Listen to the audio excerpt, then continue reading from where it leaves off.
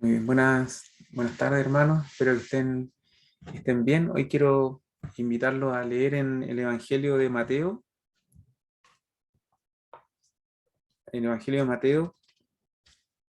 y el capítulo 19 y versículo 16.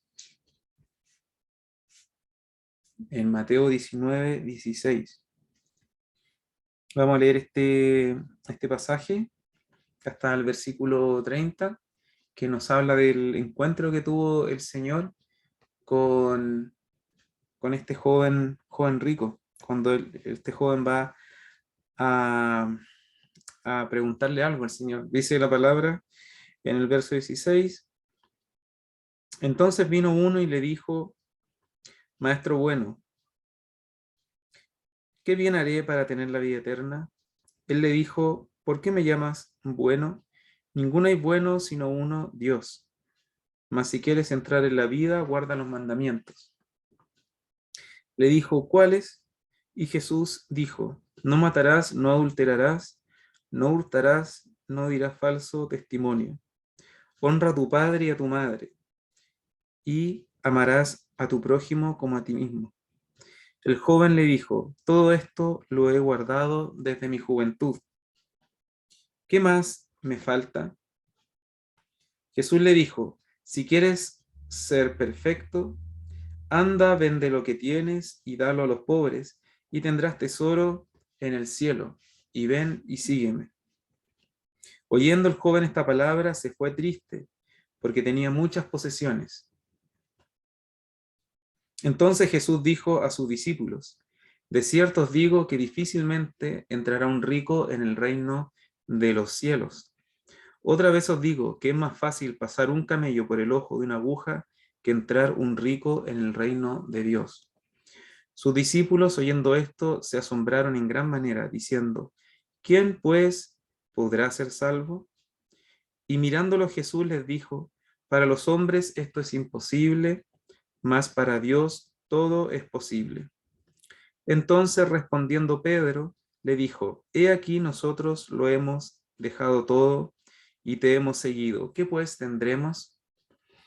Y Jesús les dijo: de cierto os digo que en la regeneración, cuando el Hijo del Hombre se siente en el trono de su gloria, vosotros que me habéis seguido también os sentaréis sobre 12 tronos, para juzgar a las 12 tribus de Israel. Y cualquiera que haya dejado casas, o hermanos, o hermanas, o padre, o madre, o mujer, o hijos, o tierras, por mi nombre recibirá 100 veces más y heredará la vida eterna. Pero muchos primeros serán postreros, y postreros primeros. Entonces tenemos acá este pasaje que es conocido, al menos lo hemos... eh, los que hemos llevado tiempo en una congregación, tal vez lo hemos escuchado varias veces, eh, tiene aspectos muy, muy importantes desde el mensaje del Evangelio, y también para la vida de cada creyente, del que ya ha creído. Y también creo que en estos tiempos vivimos circunstancias que tienen que ver con la encrucijada en la que pone el Señor a este joven rico. Él es el joven el que va a él, el que viene a Jesús a hacerle una pregunta muy directa. Muchas personas se acercaban al Señor, algunos se acercaban a pedirle que sanara a algún familiar, algunos se acercaban a hacerle una pregunta, pero con una intención, una mala intención, como para tratar de dejarlo mal o de hacerlo quedar mal, de arruinar su reputación o buscando algún defecto en él. Y otros iban sinceramente a preguntarle cosas, a saber más de él, con intriga, con deseos de resolver algo que estaban sintiendo, como es por ejemplo el caso de Nicodemo. Y acá tenemos a un joven que va a hacer una pregunta que es clave, que debería, uno desearía que esa fuera la interrogante, la pregunta que se hiciese cada persona que se acerca al Señor o que se acerca a su palabra o que se acerca a lo mejor a una congregación para saber del Señor y, y que se preguntase, ¿qué debo hacer para tener la vida eterna? Y eso ya dice mucho, eso nos muestra que hay un interés en la salvación. Uno podría decir, es fabuloso y qué más que eso se podría preguntar a una persona, pero hay varios detalles que el Señor va despejando respecto al joven rico. En primer lugar, Él le llama maestro bueno, y esta es una afirmación que yo creo que nadie de nosotros podría desmentir, ¿cierto? ¿Quién no diría que el Señor es un maestro bueno? Respecto a esto, el Señor le responde con una pregunta de por qué le llama bueno si solamente Dios es bueno. Eh, algunos prestan más atención o se basan más en otras variantes de este texto. Hay traducciones, hay manuscritos que dicen, por ejemplo, maestro, coma, ¿qué cosa buena haré para tener la vida eterna? ¿O qué de bueno puedo hacer? Ah, hay otros originales, como en el que se basa la Reina Valera, que incluyen este adjetivo, ¿cierto?, respecto al Señor. Lo interesante es que el Señor dice acá que Él lo llama bueno. Por ejemplo, la NTV creo que tiene la otra versión. Pero al Señor le llama la atención que venga a llamarlo bueno. El Señor se despoja incluso de ese título. El Señor jamás se llama a sí mismo el Mesías o el Cristo. El Señor deja que los demás reconozcan al Señor, a Él mismo como tal, y el Señor tampoco se da el título de bueno o de perfecto. Y sabemos que el Señor lo es, sabemos que Él es inocente, que Él es sin mancha, que no hubo engaño en su boca, pero el Señor mismo no acepta en este caso, una especie de adulación, ¿cierto? De, de como de una palmada en la espalda, como para querer entablar una conversación en términos meramente morales o de excelencia en cuanto a mandamientos, en cuanto a obras, en cuanto a prestigio, que tiene que ver con cuán correcta es una persona o no. Y de hecho, el joven rico le pregunta, ¿qué bien haré? ¿Qué cosa buena tengo que hacer? Tú que eres un maestro bueno, que eres correcto, ¿qué cosa buena tengo que hacer? Y este joven ya tenía una conciencia respecto a quién era él mismo. Y este joven venía con una conciencia bastante limpia respecto a la buena persona que él era. Entonces el Señor ahí es donde va a trabajar con él. En ese sentido el Señor es infinitamente sabio porque toma esta misma conciencia moral que tiene el joven rico y en base a ella es que lo va a confrontar con algo que es esencial para tener la vida eterna y para seguir al Señor.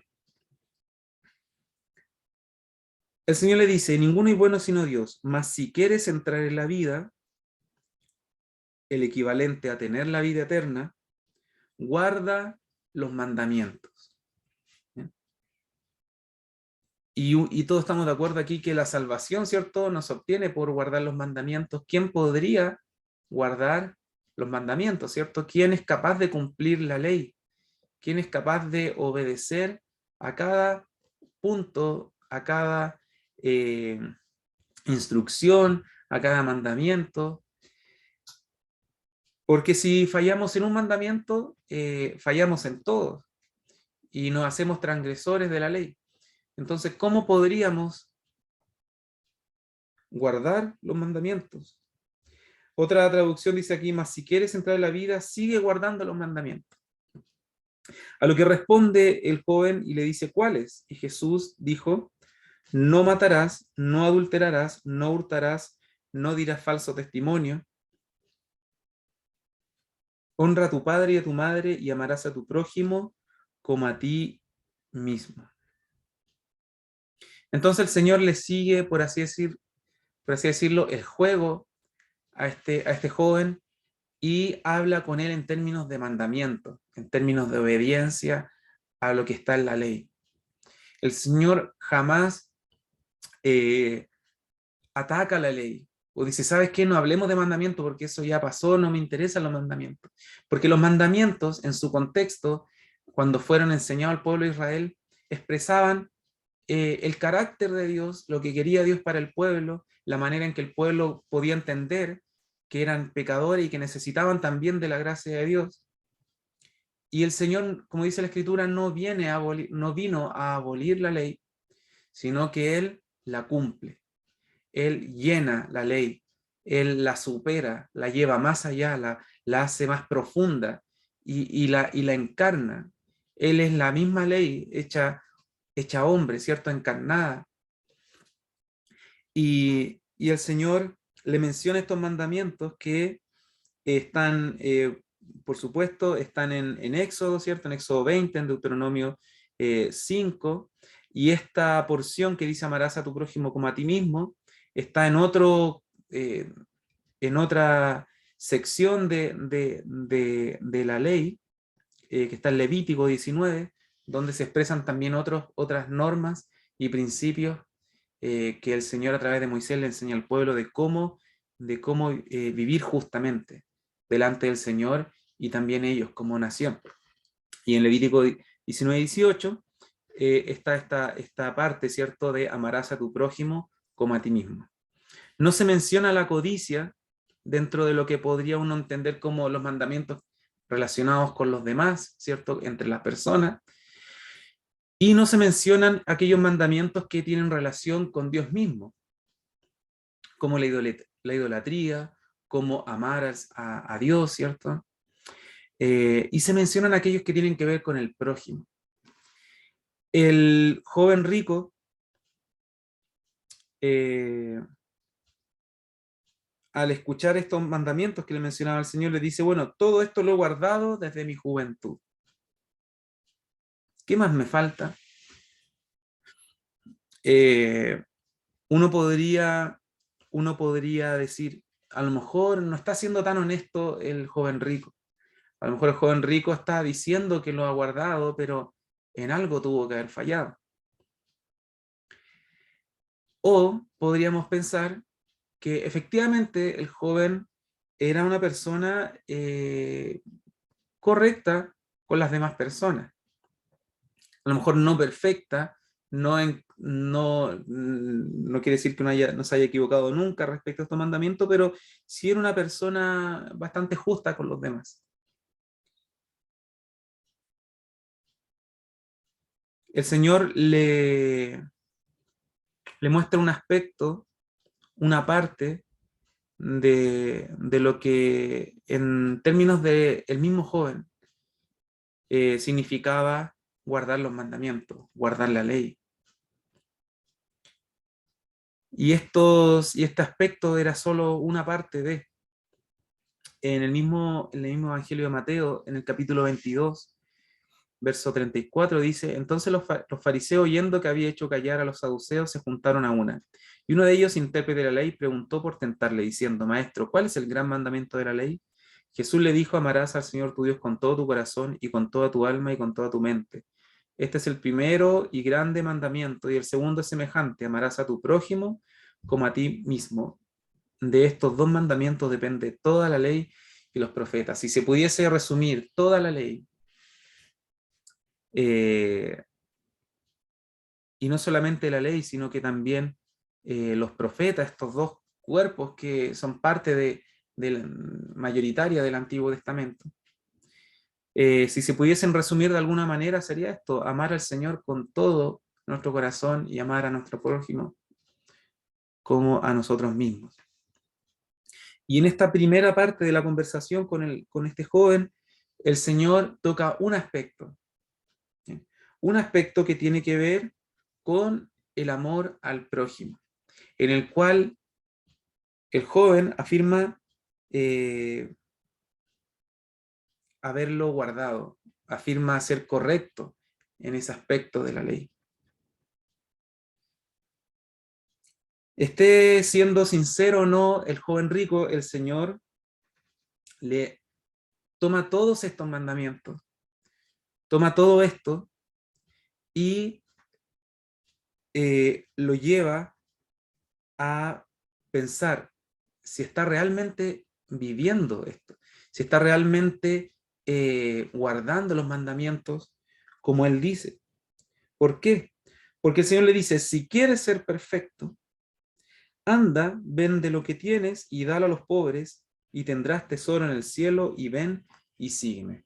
Este versículo tiene varias partes que son muy, muy importantes. Primero que todo, el ser perfecto. El Señor lo lleva incluso más allá.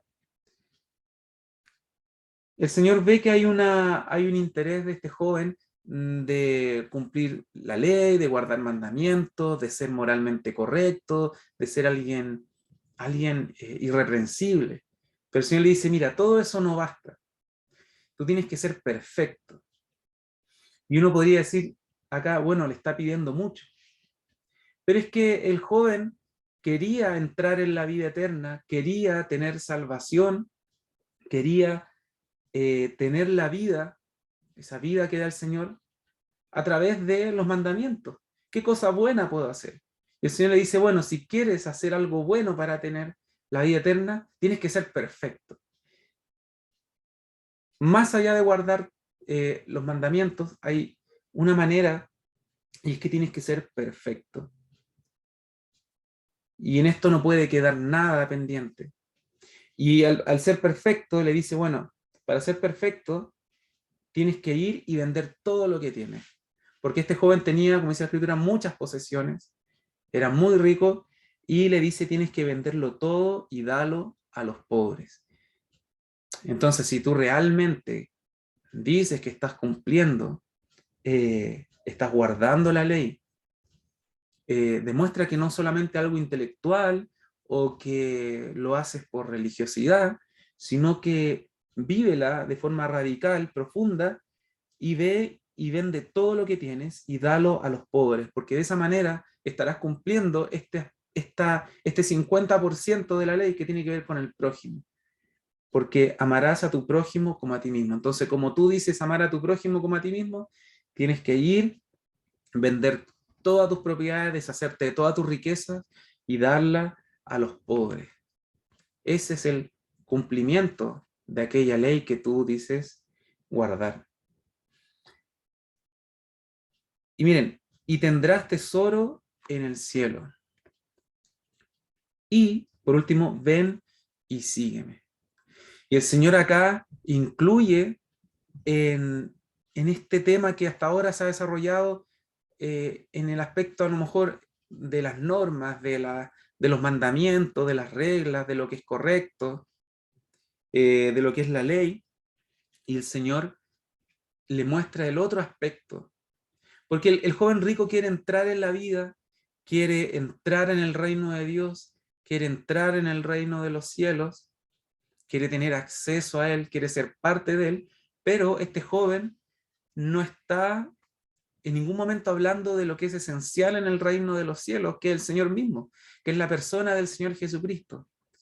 En aquel reino, el Señor es el Rey. En aquel reino de los cielos, el Señor Jesucristo es el soberano, el Señor.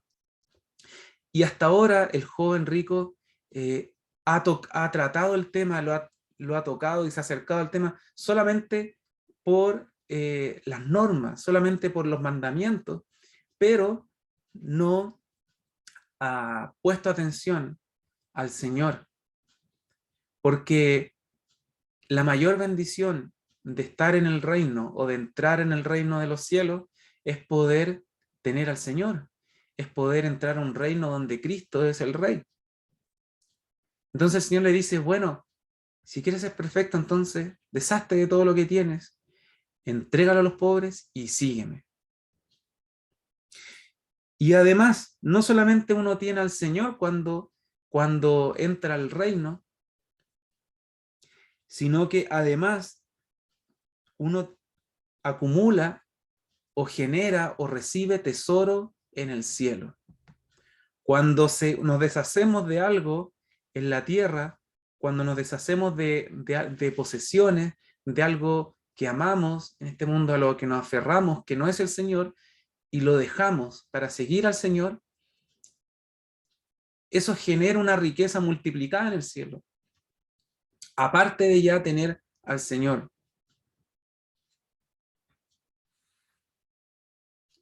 Este joven cree que el reino solo consiste en algo, en una excelencia moral, ¿cierto? Pero está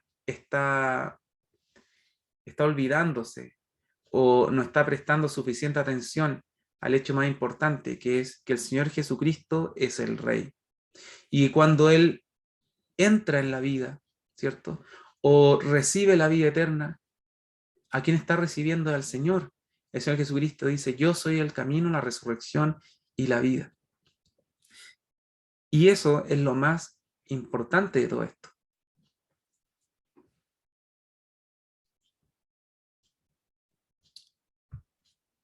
Dice el versículo 22, oyendo el joven esta palabra, se fue triste porque tenía muchas posesiones. Se fue triste este joven.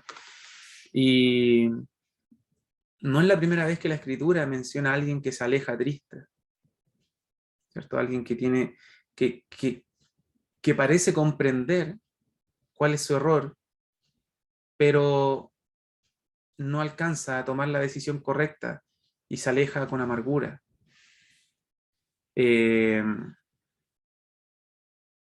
Aquí nos damos cuenta que las posesiones, que la riqueza y nuestro amor hacia ella en este mundo no produce la plenitud que uno cree que produce. Uno muchas veces llega incluso a conservar el sentimiento o a creer que realmente cuando uno tenga más dinero y más posesiones uno va a ser más pleno. Incluso siendo creyente, muchas veces ese sentimiento nos ocupa nuestro corazón mucho tiempo. Pero el joven rico se va triste, porque estuvo tan cerca del reino, estuvo tan cerca de no tener solo tesoro en la tierra, sino que tener tesoro en el cielo. Pero su amor por sus riquezas, más que liberarlo, más que darle plenitud, le produjo una dependencia y finalmente tristeza. Y acá el Señor ahora se dirige hacia los discípulos y le entrega una enseñanza. Y esta es como la segunda parte del pasaje. La primera parte tiene que ver con lo radical que es el Señor a la hora de comunicar el mensaje del Evangelio. Hay gracia, hay una oportunidad.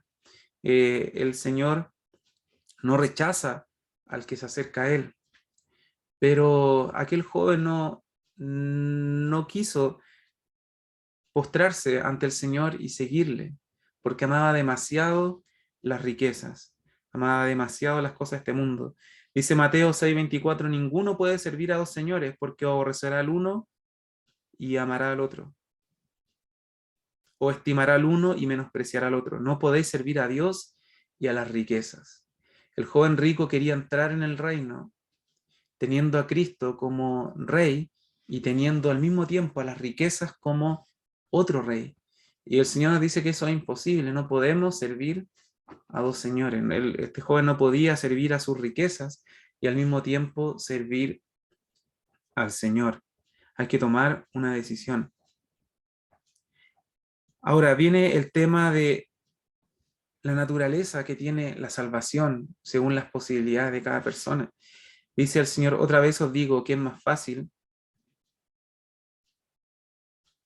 Perdón, dice el 23. Entonces Jesús dijo a sus discípulos, de cierto os digo que difícilmente entrará un rico en el reino de los cielos. En el 24 dice, otra vez os digo que es más fácil pasar un camello por el ojo de una aguja que entrar un rico en el reino de Dios. Y nos damos cuenta de que al hablar de reino de los cielos y al hablar de reino de Dios, el Señor se está refiriendo a lo mismo. Porque lo menciona en el 23, dice, dijo a sus discípulos, de cierto os digo, y menciona el reino de los cielos, versículo 24, otra vez os digo, y habla el reino de Dios. Es como lo que ocurre en el versículo 16, cuando el joven rico habla de la vida eterna, el Señor le responde, dice, más si quieres entrar en la vida, entonces uno sabe que la vida y la vida eterna son dos expresiones sobre lo mismo. Luego, el Señor le habla de ser perfecto. Y finalmente está hablando de la salvación. Entonces cuando aparece una expresión y luego se refieren a lo mismo, pero usan otra manera, son formas distintas de referirse a lo mismo, entrar en la vida, tener la vida eterna, en este caso el reino de Dios o el reino de los cielos, también son lo mismo. Ahora dice el Señor que es muy difícil que alguien rico pueda entrar en el reino de Dios o en el reino de los cielos. Se lo enseña a sus discípulos. Y ocupa una expresión, ¿cierto? Es tan difícil, ¿cierto? Como pasar un camello por el ojo de una aguja. Así de difícil es hacer entrar a un rico en el reino de Dios. Y en primer lugar, esto es literal. ¿Bien? Esto es literal. El Señor nos está diciendo que aquel que tiene muchas posesiones, que tiene mucha riqueza, tiene una carga tremenda de la cual deshacerse para seguir al Señor. Tiene una dificultad extra tan grande que le hace imposible entrar en el reino de Dios o obtener la salvación si es que el Señor no interviene mediante su gracia.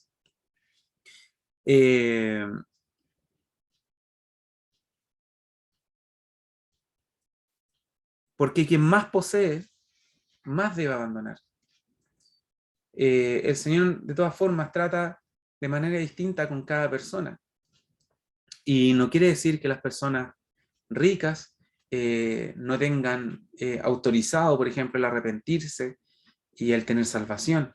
El Señor obra, y especialmente de eso habla en el verso 26, cuando dice, para los hombres esto es imposible, mas para Dios todo es posible. Los discípulos le preguntan, ¿quién pues podrá ser salvo? Los discípulos acaban de ver una escena en la cual ven a alguien, conocen a un joven que parece tener todas las cualidades, todos los atributos para ser un discípulo y para seguir al Señor. Alguien que a lo mejor tenía buena reputación, alguien que era correcto, alguien que estaba acercándose al Señor por su propia voluntad, alguien que quería aprender más, que en cuanto a la ley era una persona irreprensible, y que incluso hasta a lo mejor tenía medios para aportar a la causa, para aportar a la obra. A lo mejor este joven rico, venían los discípulos, no sé, nos va a ser de mucha utilidad porque nos va a poder comprar alimentos, con ese dinero vamos a poder hacer cosas, y es la manera en que en general uno piensa. Pero cuando ven que se aleja esta persona que parece que tenía todos los atributos para estar con el Señor y ven que se va triste, como que se cuestionan, ¿cierto? Y dicen, bueno, ¿quién puede ser salvo realmente si acabamos de ver cómo en esta conversación no se dieron ni cuenta y de repente este joven se estaba yendo? Por un momento parecía que estaba ahí, tan cerca, y después se estaba alejando del Señor, entristecido. Ellos llegan a preguntarse, bueno, ¿quién puede ser salvo? Porque parece que la salvación es algo tremendamente difícil. Y en este sentido vemos que el Señor no es un comerciante. Él no trata de persuadir, Él no trata de buscarle a ver cómo lo convenzo para que Él se convierta, o para que por último esté con nosotros, que sea un simpatizante, que ande ahí cerca, eh, que le crea un poquito a la Biblia, no importa si a lo mejor no me sigue del todo, pero que esté ahí. Y, y por ejemplo, en tiempos de elecciones, uno ve cuál es la mejor manera y ve mecanismos en que las personas tratan de persuadir para ganar adeptos, ¿cierto? Para ganar seguidores. Eh, pero el Señor vemos que es absolutamente radical. El Señor es totalmente de una línea. El Señor tiene un principio que no mueve ni un milímetro a la izquierda ni un milímetro a la derecha, no hace ajustes para ganar un seguidor. El Señor dice, es que no hay otra manera, si no dejas todo y me sigues, no puedes entrar en el reino de los cielos. Si no dejas todo, si no vendes tus propiedades y las das a los pobres y me sigues, no hay manera. Y el Señor no le pide algo que no le haya pedido a los discípulos. Son variados los relatos en que los discípulos dejan todo, dejan las cosas ahí donde están y siguen al Señor. Muchos de ellos dejando familia, dejando padre, dejando madre, abandonando su vida por completo y entregándola. Eh, el Señor no le pide al joven rico algo que no le haya pedido a sus discípulos. Y los discípulos se dan cuenta de esto. En el verso 27, ellos le dicen al Señor, he aquí nosotros lo hemos dejado todo y te hemos seguido. Y eso es efectivo. Ellos realmente dejaron todo y siguieron al Señor. Y como el Señor le habló a este joven de que iba a tener tesoro en el cielo, ellos se preguntan también, bueno, ¿qué pues tendremos? El Señor le responde, de cierto os digo que en la regeneración, cuando el Hijo del Hombre se siente en el trono de su gloria, vosotros que me habéis seguido también os sentaréis sobre 12 tronos para juzgar a las 12 tribus de Israel. Y cualquiera que haya dejado casa, o hermanos, o hermanas, o padre, o madre, o mujer, o hijos, o tierras por mi nombre, recibirá 100 veces más y heredará la vida eterna. Y esto es maravilloso, porque, porque hay hay una demostración de la gracia del Señor.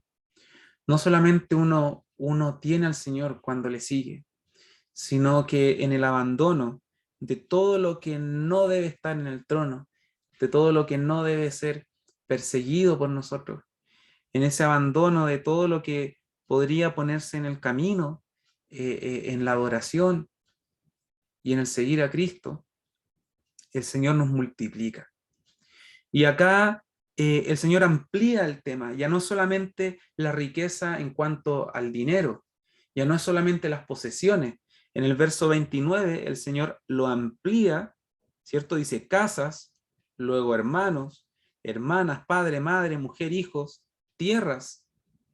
Y ahí nosotros podríamos poner todo lo que en estos tiempos es una riqueza. Todo aquello con lo que cargamos y que no abandonaríamos eh, por ningún motivo.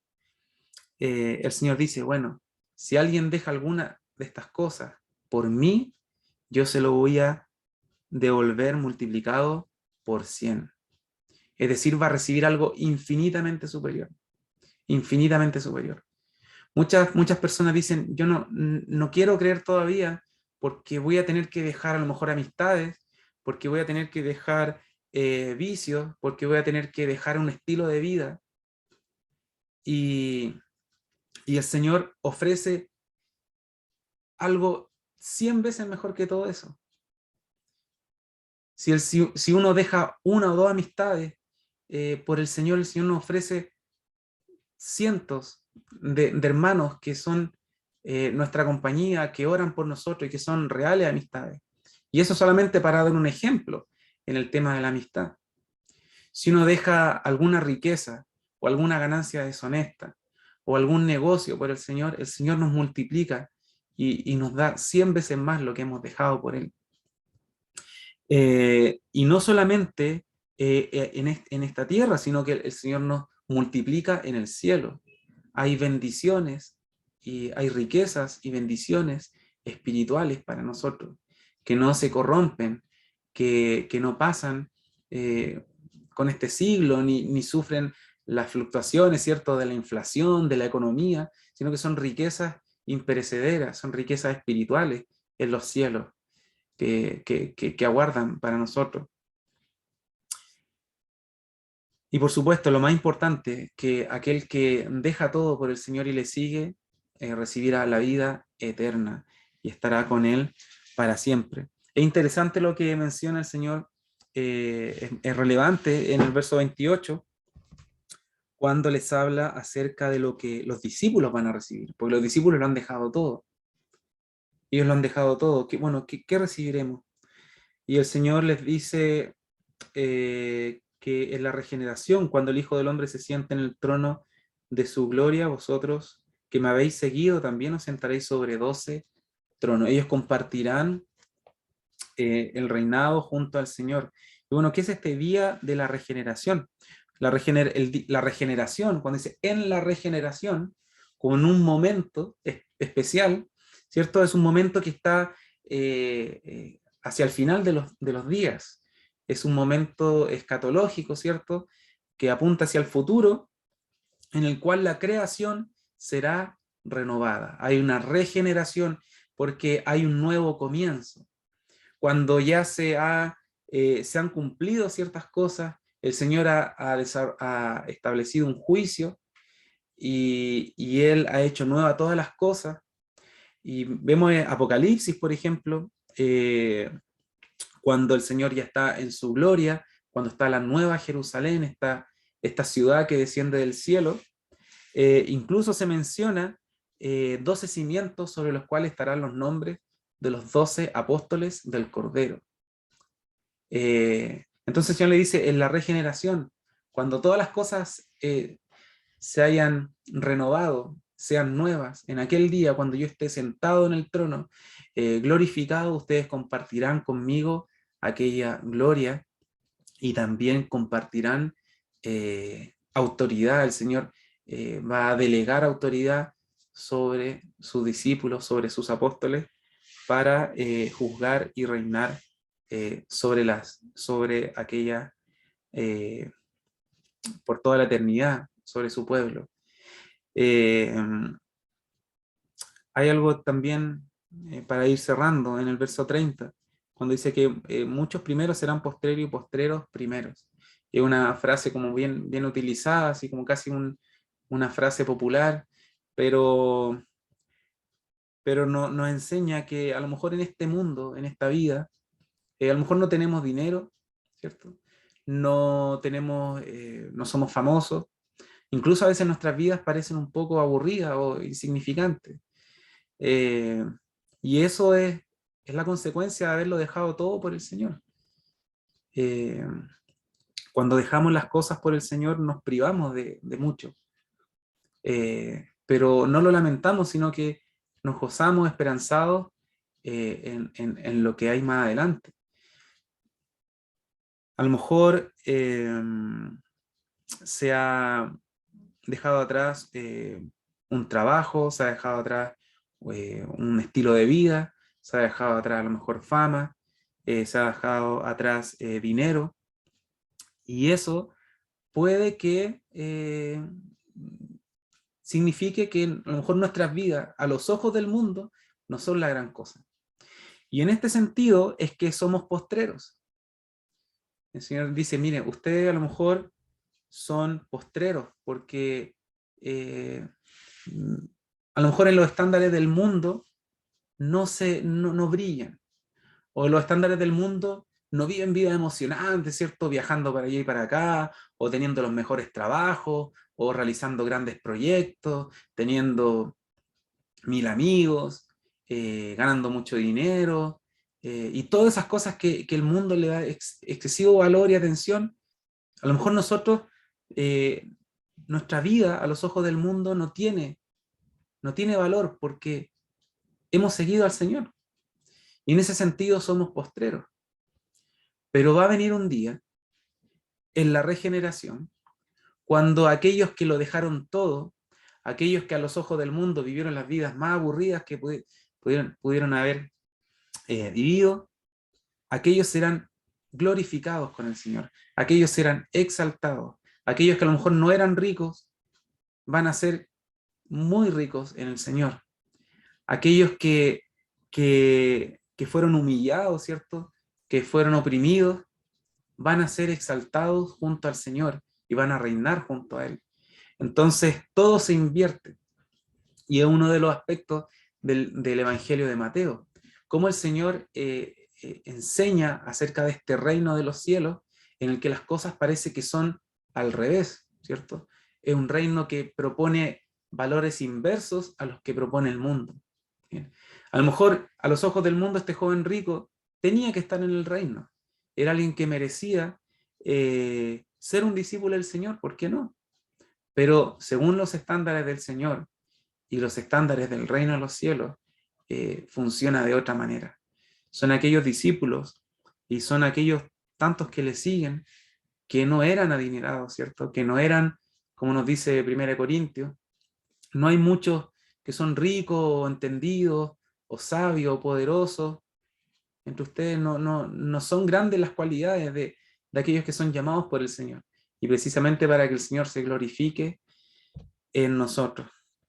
Entonces, tenemos acá un llamado a seguir al Señor. ¿Bien? No solamente a acercarnos amistosamente a una religión, a ser parte de una comunidad, ¿cierto? Que hace cosas bonitas, sino que hay una persona que está a cargo de la obra, que es el Señor mismo. Hay alguien que es rey y soberano en el reino de los cielos, y que cuando pretendemos salvación, nos sometemos a Él y le seguimos a Él. Hay algo que es superior al guardar mandamientos, al guardar preceptos, ¿cierto? Y hay un cumplimiento de la ley en la medida en que seguimos al Señor. Nosotros ya no somos libres de la ley porque estamos en Cristo. Al haberle seguido a Él, ya no tenemos que poner atención a los mandamientos creyendo que ellos nos traerán salvación. Sí ponemos atención en la medida en que ellos nos orientan para vivir como el Señor quiere que vivamos, pero no para obtener salvación. Este pasaje también me hace pensar en la infinita gracia del Señor, pero al mismo tiempo en cuán firme es el Señor en estas cosas, en lo fiel que, en lo claro, y en la oportunidad que entrega a aquellos que lo siguen a Él. Y es también un llamado para nosotros. A lo mejor nosotros hemos creído que podemos seguir al Señor y al mismo tiempo seguir las cosas de este mundo, o seguir las riquezas de este mundo, o lo que este mundo encuentra que es valioso. Pero tenemos que seguir al Señor y abandonar todo lo demás. Es necesario dejar todo eso atrás y seguir solamente a aquel que nos da vida eterna, que es la vida. Dice el Señor Jesucristo que Él es la luz del mundo, el que me sigue no andará en tinieblas, sino que tendrá la luz de la vida. Y son tantas las bendiciones de seguir al Señor y ser un verdadero discípulo. Un verdadero discípulo. eh, Son infinitas las ganancias en comparación con lo que ofrece este mundo. Así que vamos a dejar hasta acá y vamos a orar.